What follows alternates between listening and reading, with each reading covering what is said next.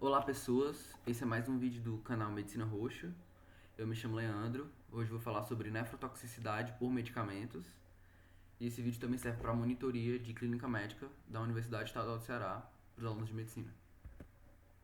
Bom, eu vou falar sobre esses tópicos: introdução, diagnóstico, alguns exemplos de drogas nefrotóxicas.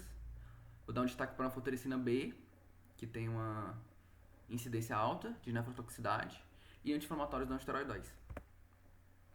Bom, primeiramente os rins, eles apresentam características anatomicas e fisiológicas que torna eles mais vulneráveis do que outros órgãos à ação de substâncias químicas e agentes biológicos. O primeiro deles é o fato dos rins ter a função de filtrar o sangue, então o sangue passa por ele várias e várias vezes por dia. Então ele acaba entrando em contato mais vezes com esse sangue do que outros órgãos, que seriam só para suprir.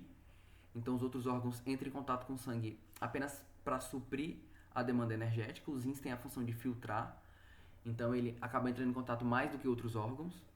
Além disso, os rins, ele também tem uma superfície de contato maior, então ele tem microvelocidades e borda em escova, semelhante ao que tem o intestino, porque ele precisa ter essa superfície de contato aumentada para entrar em contato com o ultrafiltrado e fazer o transporte de substâncias, íons e solutos. E essas características favorecem com que eles tenham a maior vulnerabilidade.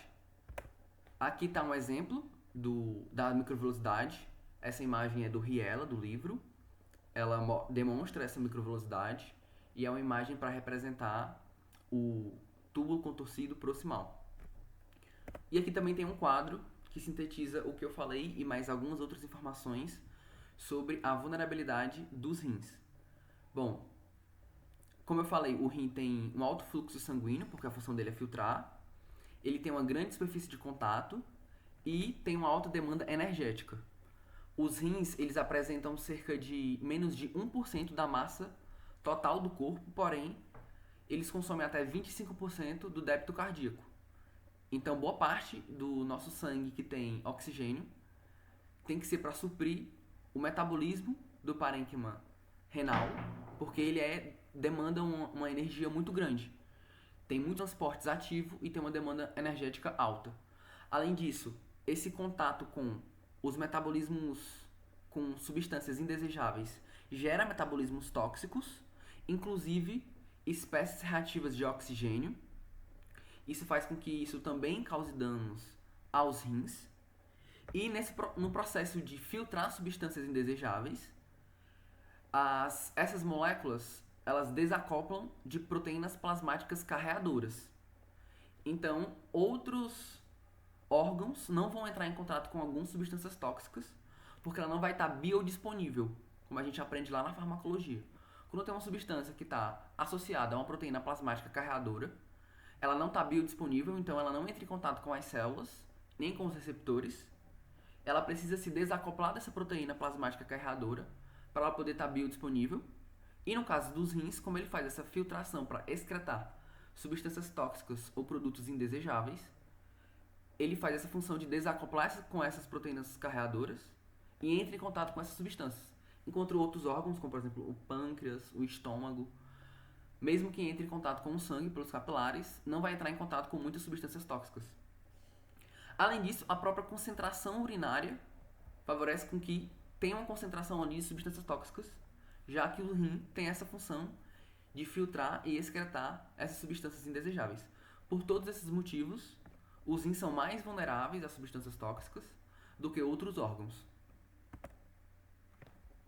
Bom, as substâncias nefrotóxicas, elas podem lesar os glomérulos, os túbulos, os vasos e o próprio intestício, os componentes do intestício.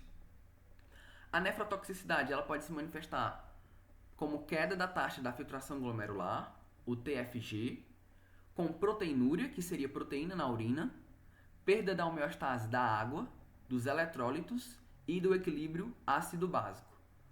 Se você lembrar da função do rim e tiver essa noção de fisiologia renal, fica até intuitivo saber quais seriam as manifestações clínicas. Está relacionado com a função do rim, que seria de filtrar. Então, quando causa dano ao glomérulo, essa filtração vai estar prejudicada e vai ter uma queda da taxa de filtração glomerular. No processo de filtração glomerular, a membrana basal glomerular renal, ela tem uma carga elétrica negativa, que faz a repulsão de proteínas plasmáticas. Então, quando as proteínas conseguem passar por esse filtro e sair na urina, causando a proteinúria, principalmente a albumina, é o nosso marcador proteico de lesão renal, isso significa que está tendo algum dano nesse processo de filtração e no glomérulo. A perda da homeostase e dos eletrólitos, porque o rim também tem essa função de balanço hidroeletrolítico. E pode parecer um detalhe, esse balanço hidroeletrolítico, mas isso pode causar convulsões, pode causar arritmias e danifica todo o sistema de transporte de substâncias. Porque isso envolve os íons. Por exemplo, o batimento cardíaco precisa estar com um equilíbrio hidroeletrolítico, porque precisa do sódio e do cálcio para poder gerar o potencial de ação. Principalmente o cálcio favorece a contração do batimento cardíaco, e se ele estiver em níveis elevados, como por exemplo hipercalcemia ou hiperpotassemia, isso favorece com que o coração fique contraído por mais tempo e não relaxe. Isso pode causar uma arritmia, uma fibrilação e até um ataque cardíaco. Então, os eletrólitos são muito importantes para a saúde do indivíduo. E o equilíbrio ácido básico, porque os rins participam bastante da manutenção do sistema tampão bicarbonato. Então, se os túbulos renais sofreram algum dano, ele não vai mais reabsorver, vai prejudicar isso e vai gerar uma acidose metabólica. Então, todas essas questões podem se manifestar na nefrotoxicidade. A manifestação clínica mais comum, que eu destaquei aqui em negrito, da nefrotoxicidade é o desenvolvimento da síndrome da lesão renal aguda, o LRA, que antigamente era chamada de injúria renal aguda, mas é uma nomenclatura mais antiga. Atualmente é chamada de lesão renal aguda. Alguns exemplos de agentes nefrotóxicos, eu vou falar mais de alguns deles depois, mas para a gente ter uma visão geral. São os agentes anti-infecciosos, seriam tanto antivirais, como o aciclovir, antibióticos, como a gentamicina, e também antifúngicos, como a anfotericina B, que eu também vou falar posteriormente. O contraste iodado, que é usado na tomografia computadorizada, para destacar principalmente vasos sanguíneos, é também uma substância nefrotóxica. Por isso também que, para passar o exame de tomografia com contraste, precisa ter indicação clínica.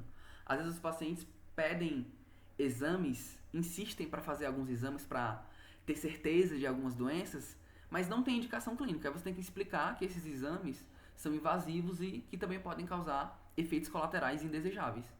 Então, se alguma doença ela pode ser diagnosticada apenas clinicamente, você explica que não tem necessidade de fazer exames desnecessários. Anti-inflamatórios não esteroidais e fármacos que bloqueiam a ação do sistema renina-angiotensina-aldosterona.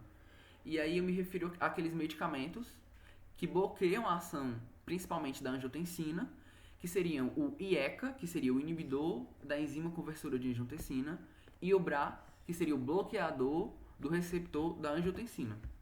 O IECA e o BRA. Aí, alguns exemplos de IECA seria o captopril e o enalapril, por exemplo, e o BRA, o mais conhecido, é o losartana. Esses medicamentos, eles são para baixar a pressão arterial. Então, eles são protetores tanto cardíacos, são cardioprotetores, porque a pressão arterial, ela prejudica, causa danos ao coração, como também são nefroprotetores, porque a hipertensão também causa danos aos rins. Porém, alguns pacientes, principalmente nessa condição, desenvolvem uma nefrotoxicidade com diminuição da taxa de filtração glomerular, e foi observado que quando você tira essas medicações, eles melhoram, a não ser que causem uma fibrose, que no caso de fibrose aí realmente é irreversível. Mas se você perceber um dano associado a essas medicações e você retira a medicação, observou que o paciente melhora. Alguns casos em que tem essa associação com nefrotoxicidade com essas medicações é a estenose das artérias renais, ou de artéria renal em um único rim, ou de artéria renal em rim transplantado, insuficiência cardíaca congestiva, nefroesclerose intrarrenal, em pacientes idosos de modo geral, em doença renal crônica Em uso simultâneo de medicamentos com ação vasoconstritora intrarrenal, aqui a gente tem a ciclosporina e o tracolimo, que são antineoplásicos, imunossupressores. A gente tem os anti-inflamatórios e o contraste iodado, que eu já citei. Hipotensão e ou contração da volemia. Para o rim funcionar, ele precisa de uma pressão mínima no glomérulo, nos capilares glomerulares. Então, se o paciente já tem uma contração da volemia, uma hipovolemia, por uso de diuréticos, desidratação ou alguma hipotensão, e o paciente está em uso dessas medicações que são bloqueadores da angiotensina, que também favorece a diminuição da pressão, não vai ter uma pressão suficiente para fazer a filtração do sangue e gerar o ultrafiltrado, e aí vai ter uma queda brusca da taxa de filtração glomerular, e isso prejudica e causa nefrotoxicidade. E também em casos de grandes cirurgias, para você primeiro retirar essa medicação. E aqui também tem, por último, os quimioterápicos usados no tratamento de câncer, né, que são os antineoplásicos ou imunossupressores, que também podem apresentar nefrotoxicidade, inclusive vasculite. A extensão do dano desses nefrotóxicos depende da dose, do fármaco e da resposta do paciente. Nem todo paciente vai apresentar nefrotoxicidade, mesmo que ele use uma substância nefrotóxica. O médico também, conhecendo as substâncias nefrotóxicas, já tenta fazer uma contenção de danos e ficar avaliando constantemente esse paciente para que ele não desenvolva nenhuma lesão renal significativa. O diagnóstico ele é realizado após danos que diminuam a taxa de filtração glomerular, causando oligúria e o aumento da creatinina sérica. Isso se relaciona, como eu já tinha comentado, à lesão renal aguda. O conceito de lesão renal aguda é a diminuição abrupta da taxa de filtração glomerular. Então, o paciente, como vai estar com menos filtrado, ultrafiltrado, porque o glomérulo não está funcionando de forma adequada, ele também vai produzir menos urina. Por isso que ele vai ter oligúria, ou seja, diminuição da diurese. E como ele vai estar com a taxa de filtração glomerular diminuída, ele acaba acumulando substâncias, metabólitos, que seriam indesejáveis, como a creatinina, que é um subproduto da creatina, que é um substrato energético nos músculos. Mas é para esse substrato ser utilizado a creatina, gera a creatinina, ela vai ser filtrada pelo sangue e excretada. Até aí é fisiológico, mas como o filtro está prejudicado, o filtro renal, então vai se acumular no sangue. Isso também é tóxico e é um marcador de lesão renal. A creatina, um exame de sangue simples consegue verificar esse aumento da creatinina sérica. Aqui o Riela traz alguns conceitos importantes para a gente poder fazer esse diagnóstico. Primeiro sobre oligúria, uma visão geral sem envolver fórmulas. Ele define a oligúria como uma diurese menor que 400 ml em 24 horas. Por que esse valor? Porque esse limite se baseia no conceito de que pelo menos 400 ml de urina tem que ser eliminado, porque esse é o valor mínimo para você poder filtrar substâncias indesejáveis. Então, em 24 horas, pelo menos essa quantidade para você poder eliminar produtos indesejáveis tem que ser excretado. Menos que isso, você acaba acumulando substâncias indesejáveis. Mas existem protocolos mais precisos, como o CADIGO, que é o mais recente, que considera a oligúria como um volume urinário menor que 0,5 ml por quilo por hora durante pelo menos 6 horas. E aí você consegue calcular se o paciente está urinando a quantidade correta ou se está com alguma oligúria. Sobre a creatinina, também tem postulações do CADIGO, em que você observa a creatinina. Se ela tiver um aumento de 0,3 mg em 48 horas, é um indicativo de LRA, ou conhecendo a creatinina basal sérica, se ela tiver um aumento de 50% em 7 dias, também é um indicativo de lesão renal aguda, não envolvendo a diurese. Então, por exemplo, se o paciente está com 1 de creatinina e nos próximos dias ele vai para 1,6 em poucos dias, você observa que teve um aumento de mais de 50%. E isso é um indicativo de lesão renal aguda. É importante também ter essa outra forma de calcular o dano renal sem ser com a diurese, porque algumas drogas nefrotóxicas, como aminoglicosídeos, que é uma classe de antibióticos, a anfotericina, que é um antifúngico, e a cisplatina, que é um antineoplásico, elas podem desencadear lesão renal aguda não oligúrica. Então, alguns pacientes podem apresentar lesão renal aguda não oligúrica, e você pode diagnosticar isso, inclusive, através da creatinina sérica. Portanto, um volume urinário acima dos limites estabelecidos para oligúria não exclui o diagnóstico de nefrotoxicidade ou a ocorrência de lesão renal. Isso é importante destacar.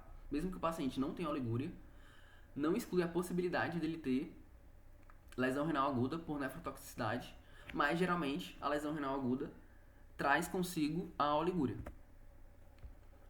Para o diagnóstico, a gente pode fazer o somário de urina, que vê a qualidade da urina, então você pode ver a densidade da urina, que geralmente vai estar diminuída, o pH, por causa da acidez, a proteinúria e a presença de células, principalmente células tubulares. É um exame de baixo custo, simples e não invasivo. Então é um exame indicado para você poder fazer o diagnóstico, por não ser invasivo, não ser caro e ser simples de fazer. O exame de urina. A proteinúria significativa indica a lesão glomerular. O aumento da presença de células tubulares se dá na necrose tubular aguda, o NTA, e a eosinofilúria, que é a presença de eosinófilos na urina, é sugestiva de nefrite intersticial aguda por medicamentos. E aí, no caso da presença de células na urina, se tiver células sanguíneas, a gente chama de hematúria. Se for uma célula sanguínea microscópica que o paciente não consegue ver a olho nu, mas no exame laboratorial foi identificado, a gente chama de microhematúria. Se for uma hematúria que dá para ver a olho nu, que é mais comum em nefrites, em síndrome nefrítica, a gente chama de hematúria macroscópica.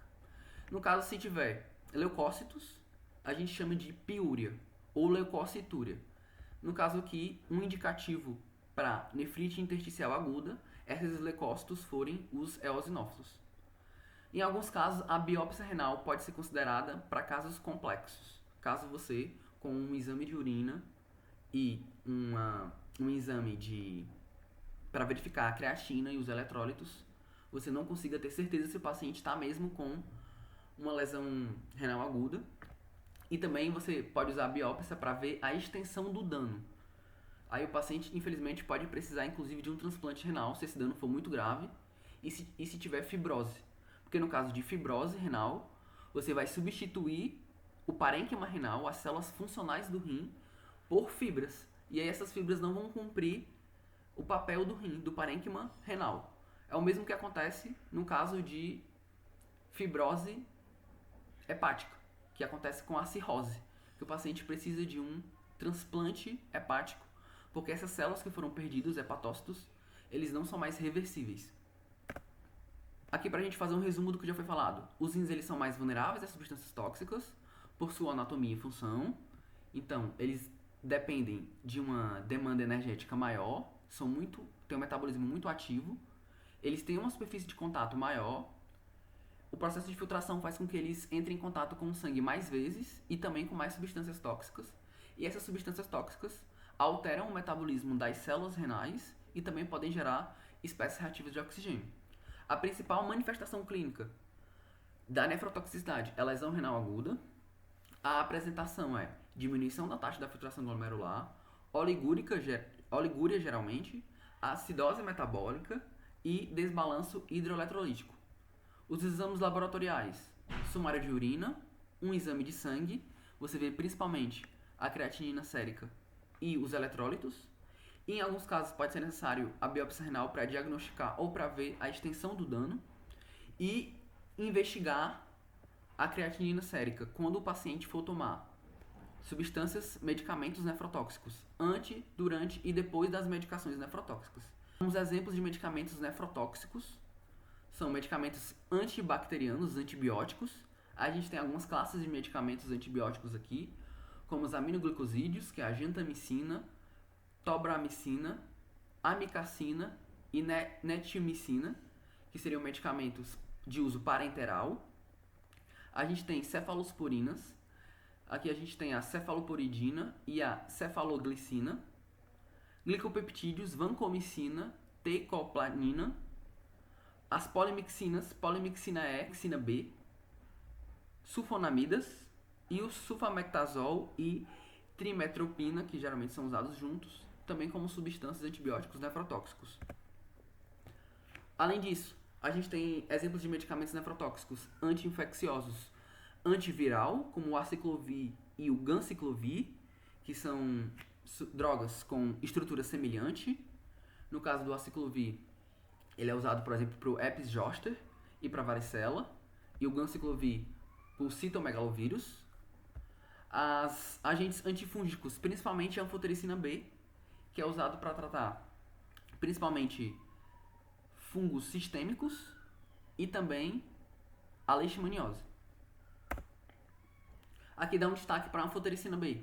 Tem ação antifúngica.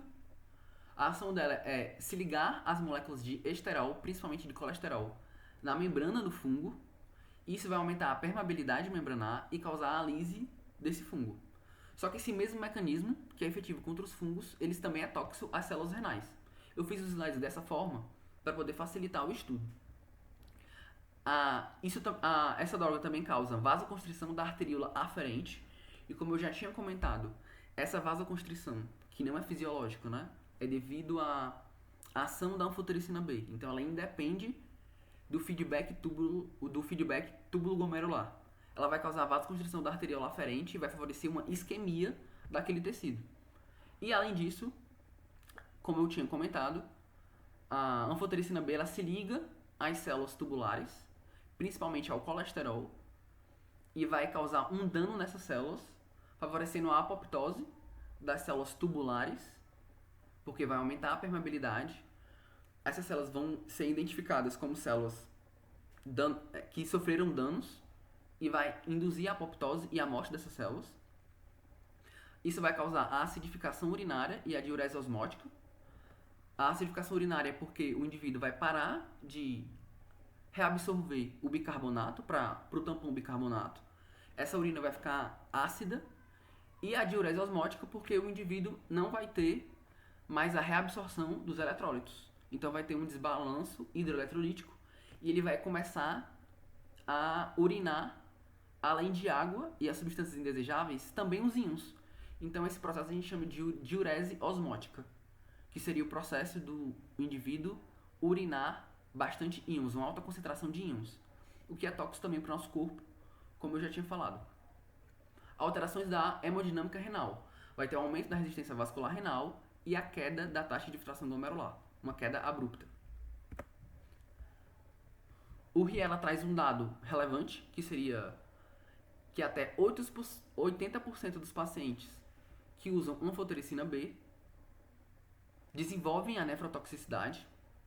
A sua nefrotoxicidade se manifesta clinicamente por poliúria, hipopotassemia, hipomagnesemia e acidose tubular distal. Alguns pacientes também podem desenvolver hipernatremia, que seria o aumento do sódio no plasma sanguíneo. Isso acontece porque, como a anfotericina B se liga ao colesterol da membrana tubular e aumenta a permeabilidade, acaba reabsorvendo mais sódio do que devia e causa uma hipernatremia no paciente. Então também é um quadro comum de nefrotoxicidade por anfotericina B. O quadro histológico é de necrose tubular aguda tóxica pela morte, apoptose das células tubulares, com dilatação tubular, a própria necrose e calcificação dos túbulos proximais e distais. Uma manobra de proteção comprovadamente eficaz para os pacientes que estão em uso de anfotericina B, já que conhecidamente ela já é uma droga nefrotóxica, é você fazer a expansão do volume extracelular com a prescrição de soro. Isso diminui o dano, mimetiza o dano, para que o paciente seja tratado com anfotericina B, porque ele está com infecção fúngica ou com leishmaniose, mas que não tenha tantos danos renais. Outra droga importante, nefrotóxica, é o anti-inflamatório não esteroidal ou anti-inflamatório não hormonal. A sua ação se deve à inibição da COX, que é uma enzima ciclooxigenase, que a gente vê na farmacologia. Ela é uma enzima importante para a produção de prostaglandina, essas prostaglandinas são importantes para o processo inflamatório. Então, quando eu bloqueio a formação de prostaglandina, eu vou diminuir a inflamação. O problema dessa droga é principalmente o uso indiscriminado. Como é uma droga muito eficaz, imunossupressora, inclusive reumatológica, os pacientes têm acesso fácil a ela e podem usar de forma indiscriminada e por conta própria a automedicação. Isso também favorece mais ainda com que eles tenham a nefrotoxicidade por essa medicação. Geralmente, os anti-inflamatórios não esteroidais causam danos gastrointestinais, inclusive com sangramento ou com úlcera ou algum dano ou no intestino, intestino delgado, ou então no estômago. Mas ela também pode causar nefrotoxicidade. Aqui tem um quadro também do Riella mostrando possíveis causas por anti-inflamatórios não hormonais. A gente tem a lesão renal aguda mediada por vasoconstrição renal, que seria relacionada à isquemia, nefrite intersticial aguda acompanhada por síndrome nefrótica, dor lombar e hematúria, necrose cortical, síndrome nefrótica sem lesão renal aguda, necrose de papila, doença renal crônica, retenção de sódio, hiperpotassemia e hipertensão. O livro que eu usei, que eu estava comentando, é o Riella, que é esse livro muito bom para a parte de nefrologia. Quem não tiver esse livro em PDF, pode me mandar um e-mail que eu posso mandar. Quem é da medicina da UES tem meu contato de forma mais fácil.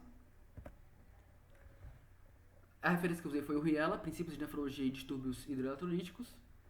E esse foi o vídeo sobre nefrotoxicidade por medicamentos. E eu agradeço a sua atenção por assistir. Peço que, se você gostou do vídeo, curta o vídeo e se inscreva no canal para mais vídeos. Obrigado!